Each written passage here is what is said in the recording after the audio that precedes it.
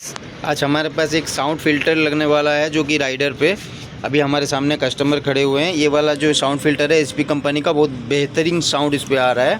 अभी हम इस पे इंस्टॉल करेंगे राइडर पे, फिर हम दिखाएंगे किस तरह इसका वॉइस आ रहा है। अभी हमारे सामने कस्टमर खड़े हैं, आप इनका आवाज़ सुन सकते हैं। बताइए आपको हमारा सर्विस कैसा लगा? अच्छा लग रहा है, बहुत बढ़िया। मैं रत्नगिरी आई भाई चैनल में सब्सक्राइब करके लाइक सब्सक्राइब करके आई ऑनलाइन ठार कम प्राइस रे दूसरी बाइक बढ़िया किसी ना निजे सर्विसिंग करके पूरा भल मजा देवे साउंड पूरा अलग प्रकार आती। ठीक है गाइस, अभी हम इसको हमारे जो राइडर है जो गाड़ी उनका उन पे इंस्टॉल करके आपको दिखाएंगे किस तरह इसका वॉइस आ रहा है। ये अभी इंस्टॉल हो रहा है, ये अब कंप्लीट होने वाला है। इसका साउंड दिखाऊंगा किस तरह आ रहा है।